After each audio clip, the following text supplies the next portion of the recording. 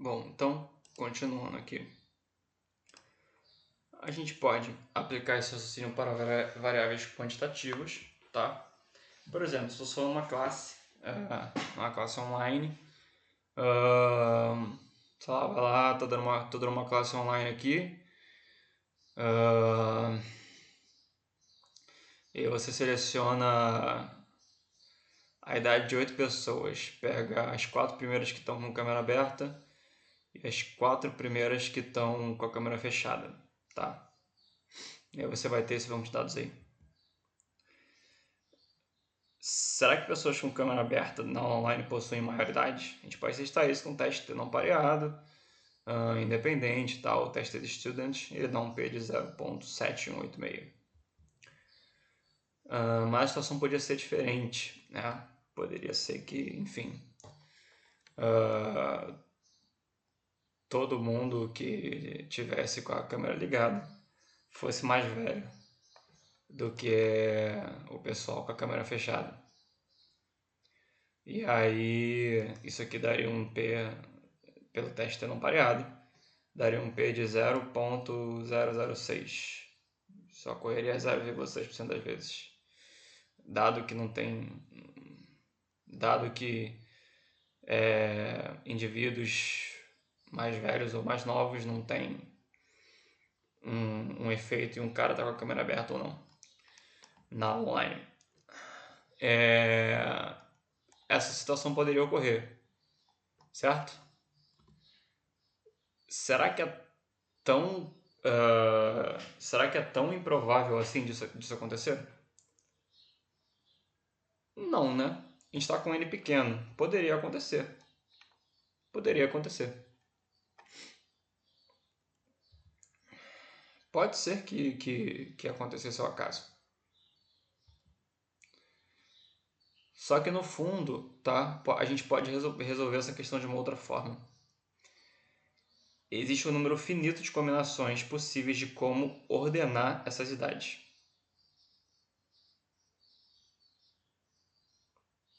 Pode ser que todos os caras mais velhos, que todas as pessoas, perdão, mais velhas estejam com a câmera aberta e todos os mais novos com a câmera fechada. A gente pode ter uma situação onde alguns mais velhos estão com a câmera aberta e tal. Um cara aqui de 32 está com a câmera fechada. Então a gente pode ter, na verdade, esses dados 25, 55, 42, 18, 32, 19, 29 e 45, eles podem ser reordenados entre a condição câmera e sem câmera. Eles poderiam acontecer na condição câmera e sem câmera em várias combinações possíveis, no entanto, num limite finito de combinações. Mas exatamente, a gente tem 70 cenários possíveis de como esses dados poderiam ter acontecido entre os grupos, tá? Que coincide lá com a questão do cenário do Fischer. 70 cenários diferentes, tá? E a gente também pode utilizar a permutação para resolver o problema. O número de combinações possíveis pode ser descrito matematicamente por permutações e análise combinatória. Só conferir se eu estou gravando aqui. Eu sou meio... pronto. Perdão. Tô gravando. Eu sou meio noiado com isso, porque eu já gravei uma aula inteira de 2 horas e eu descobri depois que eu não estava gravando. Mas a gente pode resolver isso também com análise com permutação. Assim como o Fischer resolveu lá a questão do chá. Aqui, se a gente embaralhar e permutar, digamos que a gente tenha 3 em cada grupo, tá? A gente só tem 20 cenários possíveis, tá? De 32, 55, 42, 21, 19, 25 ocorrer de forma embaralhada entre os dois grupos. 20 cenários possíveis. Então, um resultado desse aqui, tão extremo quanto esse acontecer, só ocorreria um a cada 21, uma vez nos 20 cenários. No entanto, a gente tem que considerar que o contrário também pode acontecer. Todos os mais velhos no grupo sem câmera e todos os mais novos com a câmera aberta, um cenário completamente trocado. E isso também seria um evento em 20, que só ocorreria 5% das vezes. Então, na verdade, um evento tão extremo quanto os indivíduos mais velhos, todos os mais velhos estarem com a câmera aberta e todos os mais novos com a câmera fechada, ou vice-versa, só ocorreria 10% das vezes, tá? Seria um P de 0.1.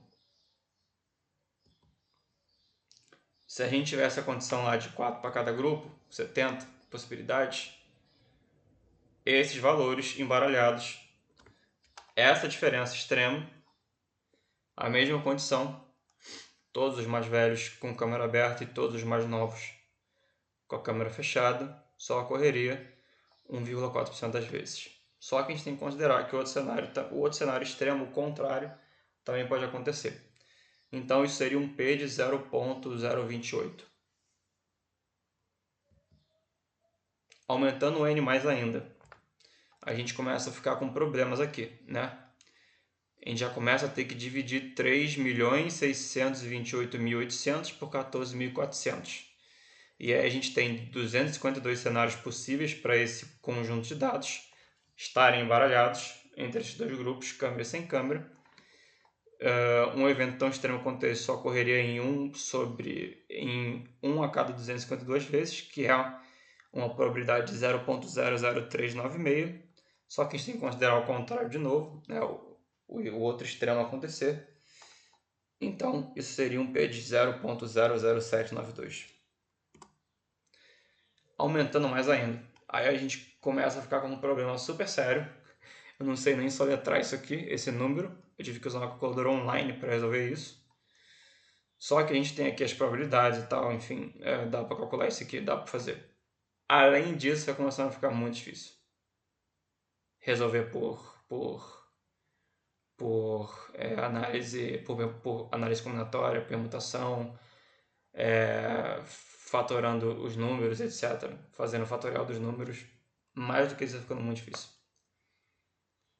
Mas vejam que a gente não calculou média de desvio padrão, mas chegamos no valor de P por uma via completamente distinta, vendo possíveis possibilidades diferentes, enfim, mas deu para entender. Possíveis formas dos dados estarem embaralhados entre dois grupos, né? E a probabilidade daquele valor, daquela extremidade acontecer, daquele evento ocorrer, dado todos os valores possíveis, dado todas as possibilidades. Então, os testes não paramétricos, eles estão baseados nas ordens dos dados. O quão provável seria aquela ordem dos dados ocorrer por acaso, dado todas as ordens possíveis. Tá? Então, isso aqui até pode cair numa distribuição simétrica com N grande. Muito maior do que esse aqui que eu estou botando aqui no Excel. Com várias possíveis diferenças. Aqui eu tenho uma diferença entre a soma das idades de 18. A diferença máxima é de menos 41 ou de mais 41, né? Se o 54, o 45, o 54, o 45 e o 45 tivesse no idade 1 e o 44, o 34 e o 25 tivesse no idade 2, isso aqui seria 41. Então, a gente tem que...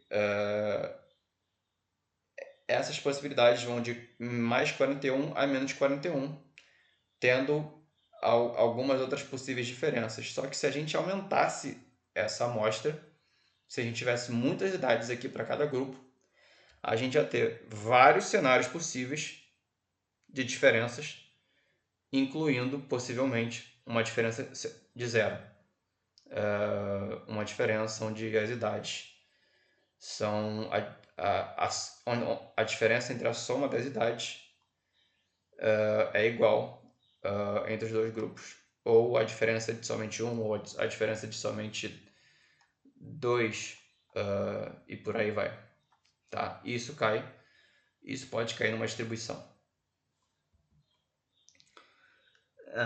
Para grupos grandes, calcular todas as combinações possíveis pode ser pesado mesmo para o seu computador.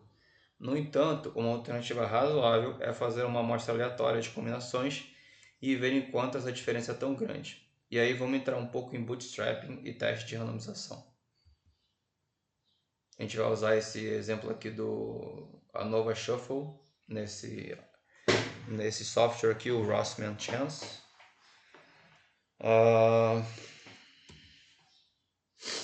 Usar uns dados aqui de deprivação de sono, né, onde indivíduos no grupo que tem deprivação de sono, eles têm um tempo menor de sono, e os indivíduos que têm um estímulo para ter um sono normal, eles estão aqui eles têm valores de sono mais adequados, né? Eu não sei exatamente o que significa essa variável resposta chamada tempo. A variável independente parece ser restrição de sono e não restrição de sono.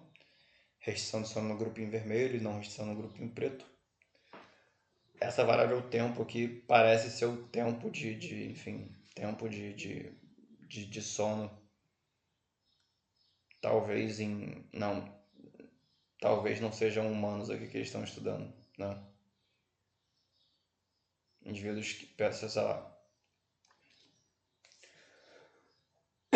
Perdão. A gente pode ter isso aqui, tá?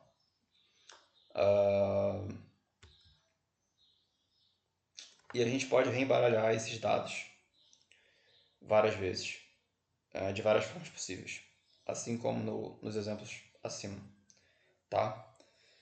E aí, em cada reembaralhamento, por exemplo, se esse valor daqui vai para cá e esse valor daqui vai para cá, dá uma diferença entre médias diferente, tá?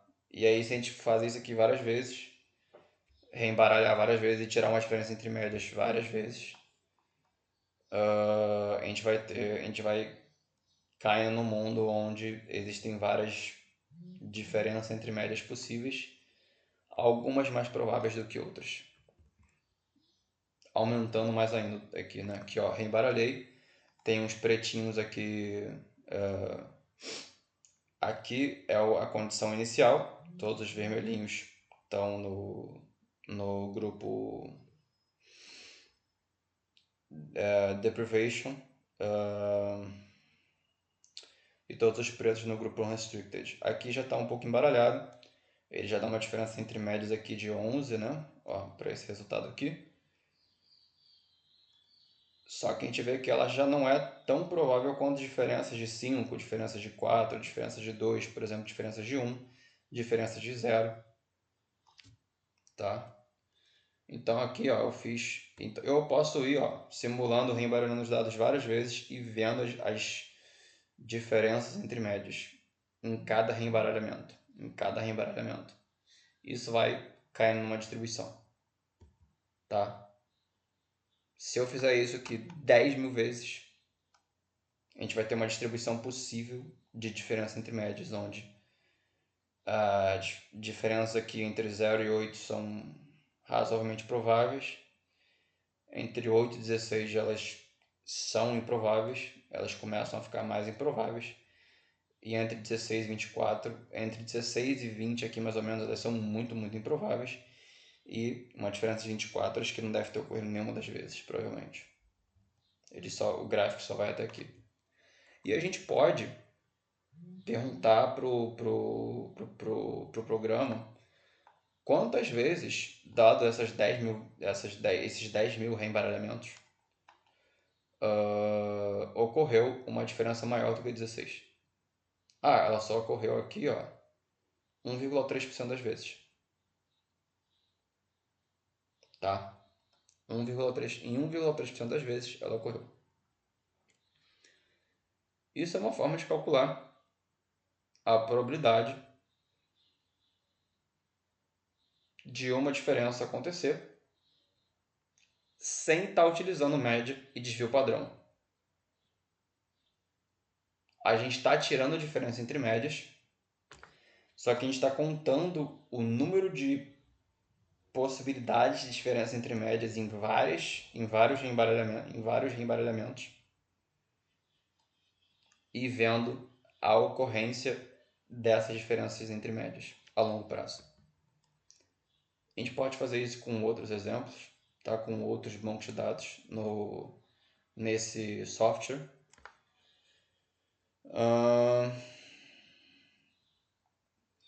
A gente tem aqui um outro banco de dados que tem uma diferença entre médias mais grosseira aqui. Nesse caso, todos os indivíduos com com valor maior estão nesse grupo aqui e todos os indivíduos com valor menor estão nesse outro grupo, uma condição parecida com aquela da idade. E a gente pode reembaralhar os caras e tal e tirar diferenças entre médias e ver a frequência de ocorrência dessa diferença entre médias. A gente vê que o mais provável é dar uma diferença entre média de 0. Entre, sei lá, 0 e 20 a gente tem uma certa... ocorre de uma forma mais ou menos frequente.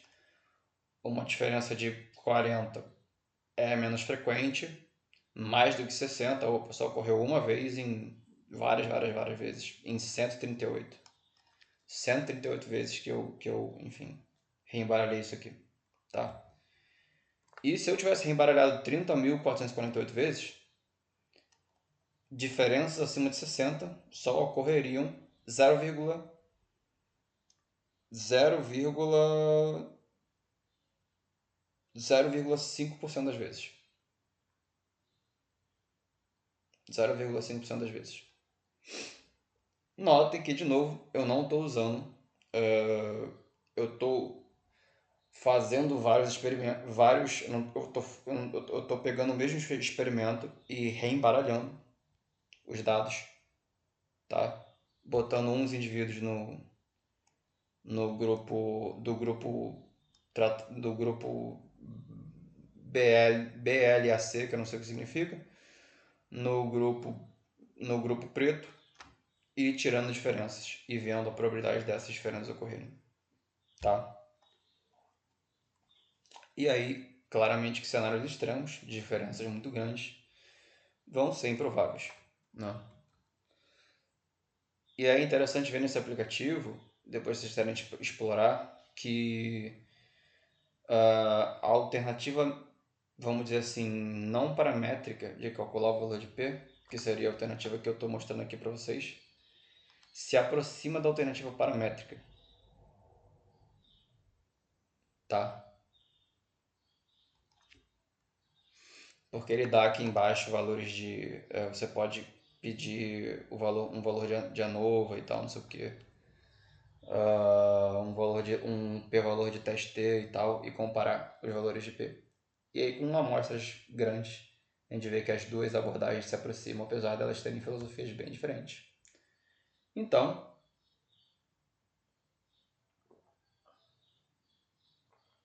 na filosofia, na questão das permutações, então a gente foi embaralhando, né? Foi embaralhando, e depois computa a probabilidade daquele resultado ocorrer, dado todos os outros possíveis resultados.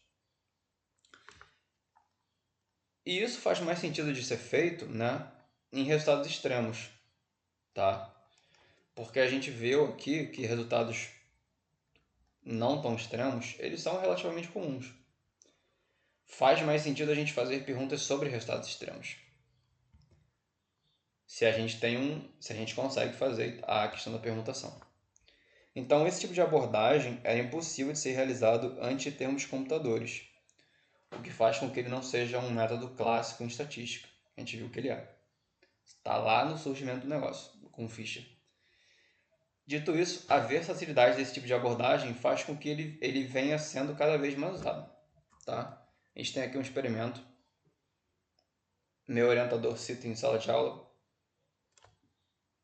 Um experimento muito complexo de explicar, Mas ele é extremamente, se você for ver aqui as distribuições, ele é extremamente assimétrico e só realmente estatística não paramétrica consegue resolver isso aqui. E tem o site também, se quiser explorar aqui a questão das permutações. Voltando aqui ao livro texto, né? Temos alternativas para usar estatística não paramétrica sem necessariamente permutar, que é uma alternativa computacionalmente custosa. Tá? Então ele não vai necessariamente permutar, mas ele vai usar uma filosofia mais ou menos parecida. Vamos ver aqui o mais básico, o teste não paramétrico mais básico, que é o teste Woodman-Whitney. Que ele é a alternativa não paramétrica ao teste de Student para a comparação de variáveis quantitativas em amostras independentes. O que ele faz? A pergunta é: até que ponto seria provável encontrar unidades tão altas de um lado em relação ao outro? Não é bem comparar médias. Formulando de outra forma, qual a probabilidade de ter tantas unidades altas de um lado e tantos pontos baixos do outro em relação a todas as possibilidades possíveis? O que ele faz? Como é que ele faz isso? Ele leva em conta a ordem das unidades experimentais nos dois grupos e esquece os valores absolutos. Atribui um posto a cada unidade pela ordem de grandeza e faz a pergunta: qual a diferença esperada entre a soma dos postos em ambos os grupos? Então ele vai pegar o primeiro mais alto, o segundo, ele vai pegar os valores em ordem de magnitude, classificar ele. Esse é o primeiro mais alto, o segundo mais alto, o terceiro mais alto, o quarto mais alto, o quinto mais alto, o sexto mais alto, o sétimo mais alto. E esse é o menorzinho aqui de todos. É aquele cara, a pessoa que estava com a câmera aberta, que tinha 18 anos de idade, tá? Ele vai fazer esse tipo de... Então ele descobre que no grupo com câmera tem o valor primeiro mais alto, o segundo mais alto, o quarto mais alto e o último. E no grupo sem câmera a gente tem o terceiro mais alto, o quinto mais alto, o sexto mais alto e o sétimo mais alto.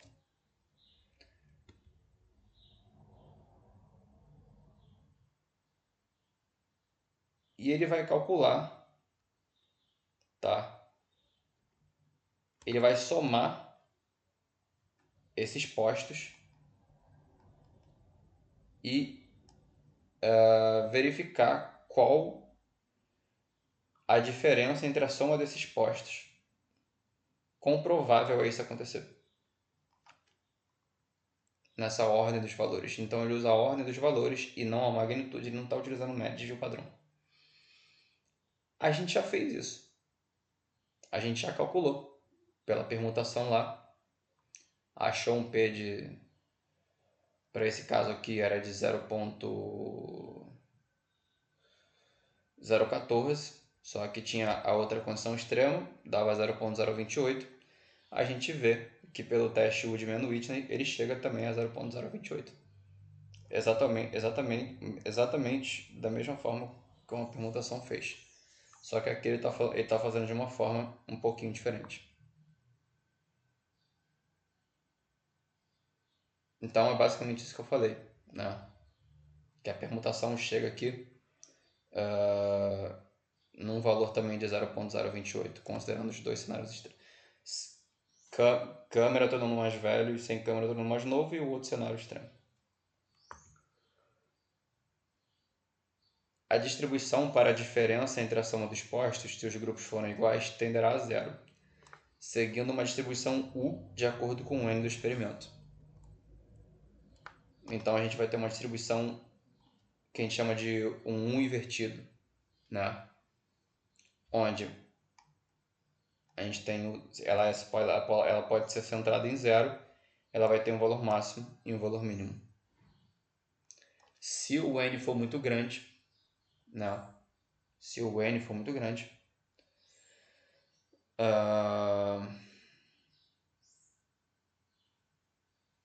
poderá ocorrer diferenças de zero. Diferenças pequenas vão ser mais prováveis entre a soma dos postos, e diferenças muito grandes para o mínimo ou para o máximo vão ser improváveis. E como a gente está olhando os postos, os valores absolutos deixam de importar. Com isso, valores muito extremos e distribuições muito heterogêneas tendem a afetar menos o resultado do teste. Aqui são os mesmos dados da esquerda para a direita, exceto que esse cara daqui, esse último cara aqui, quando foi, enfim, a gente tirou esse cara daqui e ele virou um valor lá, ao invés de ser 250 mais ou menos, ele virou lá um valor próximo de, ele virou um 500, ele dobrou, né?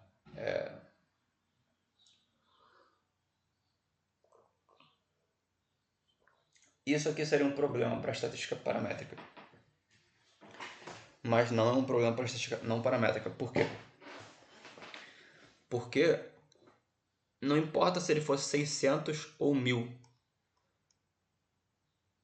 o valor mais alto, o primeiro posto, ele ainda está no grupo 1. Não importa a magnitude dele. Ele é o valor mais alto. O valor mais alto continua sendo no grupo 1. Tá? Perdão. Aqui você não perde poder estatístico se tiver uma distribuição mais assimétrica, então. É uma vantagem da alternativa não paramétrica para paramétrica. Seria uma das vantagens. E aí eu pergunto, qual desses dois seria mais provável de não rejeitar a hipótese nula? E qual deles seria mais provável de aceitar a alternativa?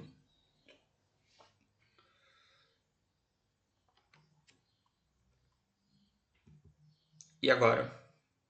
Qual é mais provável de aceitar a alternativa? Qual é mais provável de não rejeitar a hipótese nula? Diria que esse aqui está mais para a hipótese nula. Não tem uma diferença entre a soma dos postos. É uma soma que tende a zero. Uma diferença entre a soma dos postos que tende a zero. E aqui é uma diferença extrema e alta. Então ela estaria mais para a hipótese alternativa. Na distribuição U invertida, ela estaria mais para o limite extremo. E então ela é improvável.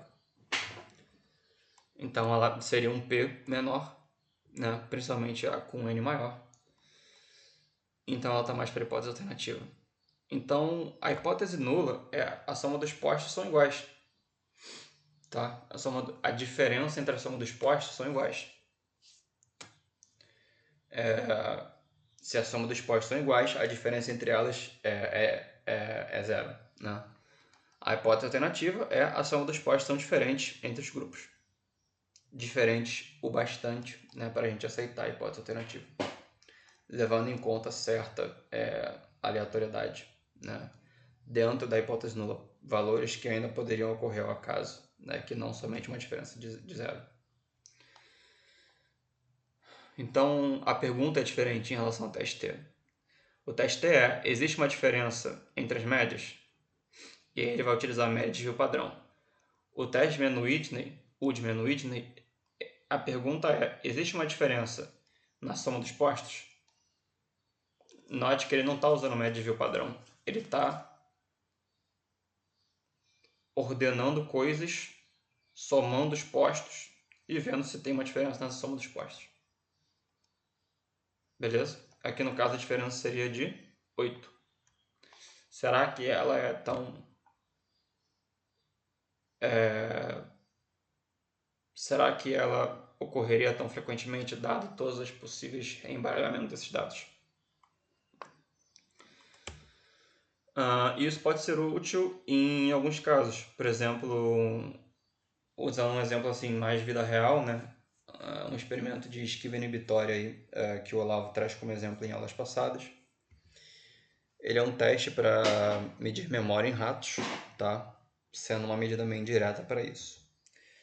Então, existem umas unidades experimentais que aprendem rápido no grupo controle, mas outras não aprendem e outras mais ou menos. Então, aqui a gente dá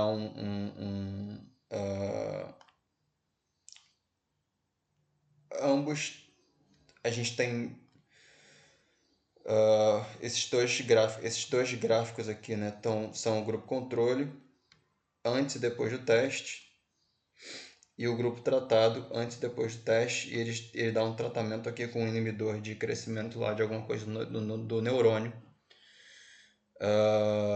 E a questão aqui do experimento, o que eu vou explicar, é que a memória das unidades experimentais pode ser um fenômeno que é um pouco assimétrico na população, né? E aí pode ser que tenham ratos que, enfim, eles aprendem rápido, tá? E não tomam um choque. E ratos aqui que eles não aprendem, e ratos que aprendem mais ou menos. O tempo de latência baixo significa que a unidade experimental não aprendeu, daí injeta o inibidor de crescimento para ver se isso inibe a memória. E a gente vê que, né, enfim, parece que tem uma certa inibição, porque com o inibidor de crescimento, eles estão indo lá de novo tomando choque, tá? Porque o tempo de latência continua baixo. A média aqui quer dizer muito pouco. O fenômeno é extremamente variável e potencialmente assimétrico. Então, começando aqui, o primeiro passo. Qual a pergunta? A latência de teste do teste de esquiva dos grupos é diferente nas populações? E aí é uma pergunta que a gente poderia fazer em relação ao controle e o tratado, ambas as condições de teste. Para o teste Mann-Whitney. É quase a mesma pergunta de um teste T, só estamos indo por caminhos diferentes para respondê-la. Segundo passo, quais as hipóteses? Hipótese nula, as duas populações são semelhantes e a variação na soma dos postos se deve ao acaso. Hipótese alternativa, os dois grupos representam populações diferentes e fatores não aleatórios influenciam a variação entre a soma dos postos. Qual que é a pergunta que a estatística vai responder? Assumindo essa hipótese nula como verdadeira, qual a chance de encontrar uma diferença tão grande na soma dos postos entre os grupos, seja na maneira com que os valores estão distribuídos entre os grupos. Calcularemos o valor de U a partir da diferença entre a soma dos postos e compararemos a distribuição U dentro da hipótese nula para saber a chance de encontrar um valor tão diferente de zero. Vocês conseguem notar alguma coisa nesse experimento particular? Ele tem uma condição de pareamento. Tá? Os mesmos ratos aqui, eles passam por um tratamento, mas eles não recebem o inibidor, e outros ratos recebem, tem uma condição antes e após o tratamento, mas aí eles recebem antes e após o teste de esquiva, né? Mas eles estão recebendo um tratamento que é um inibidor de crescimento para ferrar a memória do rato. Nesse sentido, existe o teste de Wilcoxon,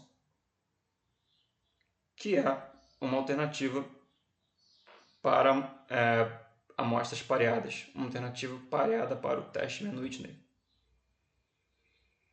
De certa maneira, o teste de Wilcoxon é uma combinação de princípios usados no teste de Mann-Whitney e no teste T pareado. Ele calcula as diferenças entre os pares, como o teste T pareado, ordena as diferenças por magnitude, independentemente do sinal, como o teste de Mann-Whitney, soma os postos com sinal positivo e com sinal negativo, calculando o valor T. Se não houver diferença entre os grupos, espera-se que T tenda a zero, ou seja, postos das diferenças positivas sejam iguais às diferenças negativas. A distribuição de T é conhecida para cada N e nos permite calcular a chance de encontrar um T maior ou igual a determinado valor por acaso. Então, levando por exemplo prático, o exemplo lá do ratinho tomando choque, virando o Pikachu. Brincadeira, ele não vira o Pikachu. A gente tem aqui a condição do pareamento. Então ele vai primeiro calcular as diferenças entre os pares, tá? Ele vai ordenar essas diferenças, né? Perdão. E calcular elas como teste T pareado. Vai ordenar as diferenças por magnitude, tá? primeira maior diferença, segunda maior diferença, terceira maior diferença, por aí vai. Então ele vai ter aqui que essa aqui é a primeira, por exemplo, aqui seria a primeira maior diferença. Essas outras duas aqui são a segunda e a terceira maiores diferenças. Essa seria a quarta maior diferença, essa aqui seria a quinta maior diferença. Ele vai somar os postos com sinal positivo e com sinal negativo, calculando o valor de t. Se não houver diferença entre os grupos, espera-se que t tenda a zero. Postos das diferenças positivas sejam iguais ao das diferenças negativas. Lembrando que ele vai fazer isso nos dois grupos. Tá? Então ele vai fazer isso aqui na condição comparando antes e após o teste de esquiva no controle e antes e após o teste de esquiva no grupo tratado. Tá? Ele vai ver os valores positivos num grupo e positivos e negativos num grupo, positivos e negativos num outro. Se for mais ou menos a mesma coisa, isso aqui vai tender a zero. Né? Se não houver diferença entre os grupos, espera-se que t tenda a zero. Ou seja, postos das diferenças positivas sejam iguais ao das diferenças negativas. Então aqui, dando uma de reflitão, você começa a chegar à conclusão de que esses testes fazem tudo para cair numa distribuição. Principalmente melhor se ela fosse métrica, com um n maior, para trabalhar. Seja Mann Whitney, o Coxon, etc. Eles só fazem isso de maneiras diferentes.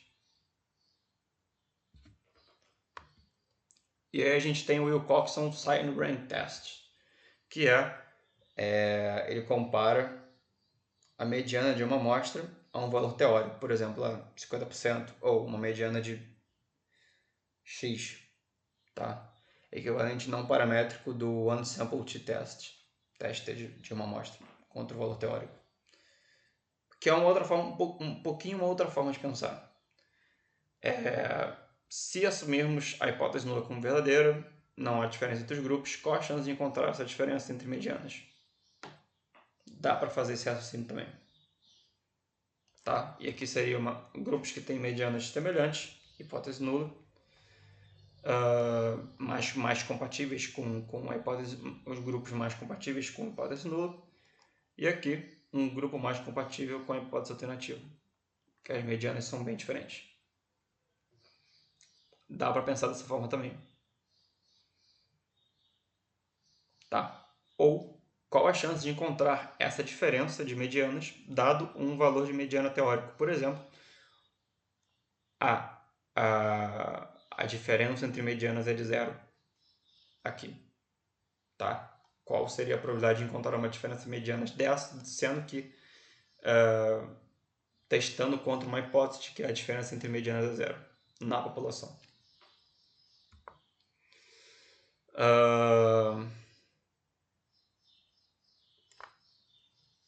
Se assumirmos a hipótese nula como verdadeira, não há diferença entre os grupos, qual a chance de encontrar essa diferença dada uma mediana teórica? É isso que o teste vai estar respondendo. Note aqui que o teste de Wilcoxon, né? Ele está fazendo os postos, ele está ordenando os valores, e o teste T ele está trabalhando com os valores em forma bruta. Tá? Então a gente pode testar contra um valor teórico. A mediana aqui deu esse valor aqui, 4 ponto alguma coisa. A gente pode testar se ele é muito diferente, se ele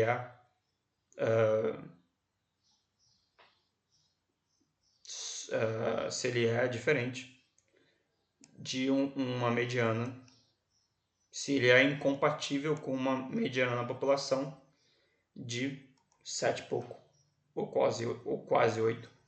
Isso pode também ser feito. E, tá? Quanto maior o n, segue a mesma lógica. Mais as possíveis diferenças, né?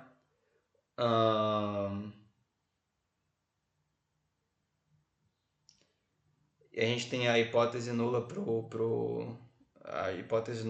para esse tipo de teste, para o Signed Rank, Wilcoxon Signed Rank. Aí para um n de 3 ela é mais ou menos assim. Para um n de 6 ela já converge. Para um n de 10 ela já vai convergindo numa normal. para um n de 100, ela é uma distribuição normal, né? Então a gente tem aqui, ó, para um n de 3, pode ter uma diferença entre medianas de 0, ou de menos 2, ou de 2, ou de 4, ou de menos 4, ou de menos 6, ou de 6, e por aí vai. Quanto maior o n, maior as diferenças possíveis.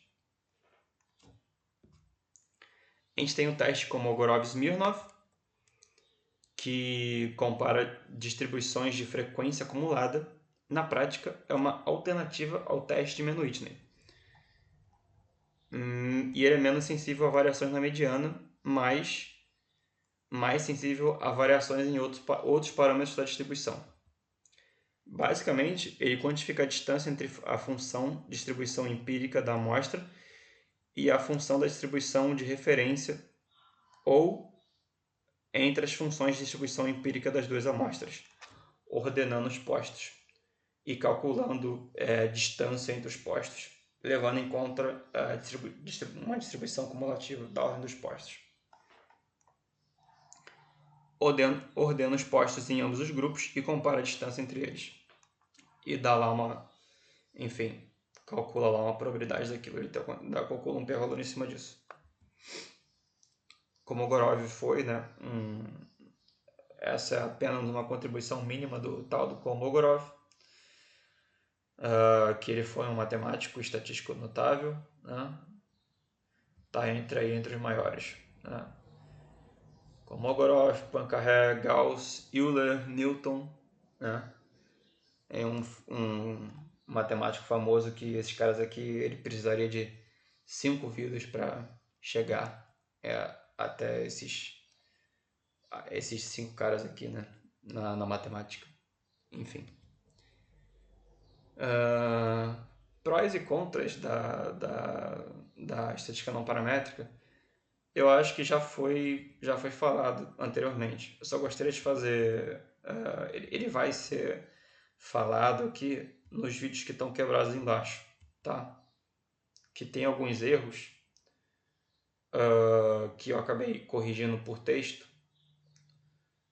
no Hotmart, porque é uma filosofia, na verdade, um pouco difícil de explicar, mas eu estou aqui tentando fazer meu melhor.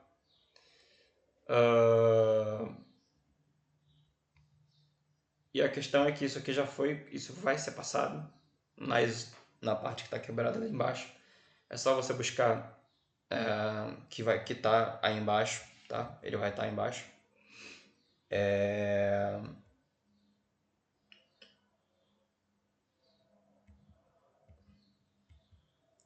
Só gostaria de corrigir um exemplo que foi feito, que eu vou até retirar ele.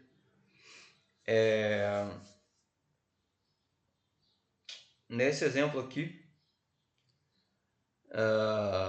um exemplo onde a gente pode ter mais poder para estatística não paramétrica do que para estatística paramétrica. Qual é esse caso? Um cenário onde a hipótese nula for verdadeira para o teste paramétrico, ou seja, as médias das duas distribuições são iguais, mas as medianas são diferentes.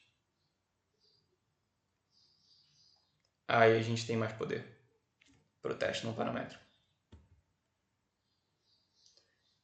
Não é que a gente tem mais poder, mas a gente tem mais probabilidade para detectar uma diferença no teste não paramétrico do que no paramétrico. Abaixo a gente tem duas distribuições com a mesma média, ou seja, a hipótese nula é verdadeira em ambos. A hipótese nula é verdadeira em testes paramétricos, mas as medianas são diferentes. E as distribuições elas também são um pouquinho diferentes, né? Essa aqui, a cauda dela pesa um pouco mais e ela tem ela tem um pico mais curto do que essa outra aqui. Então seria um caso, mas as médias coincidem, das duas distribuições coincidem exatamente no mesmo valor. Então nesse caso aqui, bem específico, o não paramétrico teria mais poder do que o paramétrico, porque a hipótese nula no paramétrico é verdadeira. E existe também outro caso lá da questão das quando, enfim, quando você tem uma, uma variância muito maior num grupo quando você está comparando dois grupos. Eu cheguei a citar esse exemplo, que seria um problema para o paramétrico, né? Você pegar um valor de 300 e puxar para 600 lá. Tem esse exemplo tá aqui, deixa eu voltar nele. Aula grande, né? É, aula grande. Deixa eu voltar nele aqui, peraí. Cadê ele? Nossa, antes disso tudo, será? Não, deixa eu voltar demais.